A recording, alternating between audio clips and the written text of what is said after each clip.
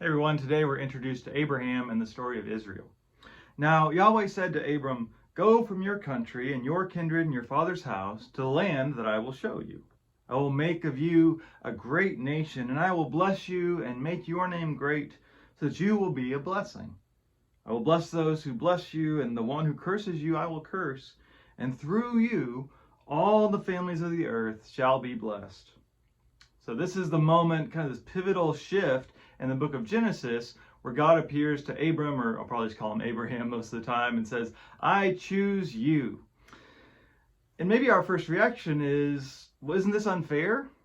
Is this God giving up on creation again? Okay, he's not flooding everything and killing people, but he's just going to focus only on this one family now. They're going to get all the blessings. Does God only like Abraham and his family, the people that will become Israel? Well, I think we're seeing instead a shift in the way that God is going to care for all creation.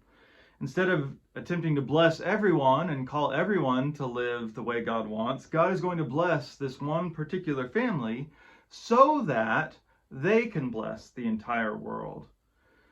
It's kind of an alternative community. It's the way some people talk about it, right? There's a narrow focus on them with a broader purpose of all creation.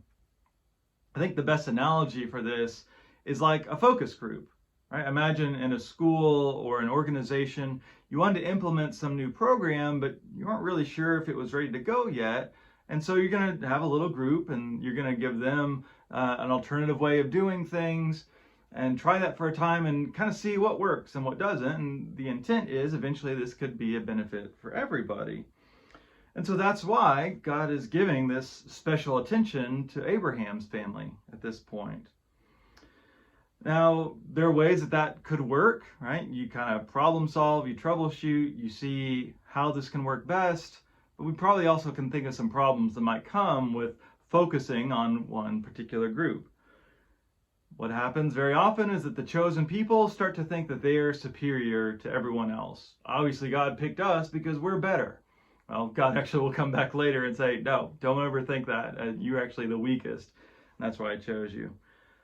This chosen people could forget the purpose for their choosing and think they just exist for their own sake, to just be God's special people, and they exist for themselves.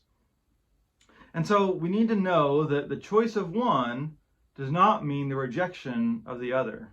This is actually going to be a major theme through all of Genesis. With all the family drama we're going to see, it's playing out this same dynamic that Israel was meant to understand as a nation.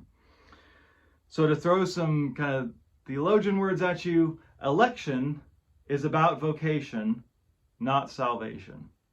So that's just a fancy way of saying that God's choice is not about certain people being saved and it's only about them getting to go to a special place. That calling is for a purpose. And so this matters for us because as the church, we often fall into those same traps of thinking we're superior, forgetting our purpose. The reason that God calls, the reason that God blesses any of us is so that we can be a blessing. So who can you bless today?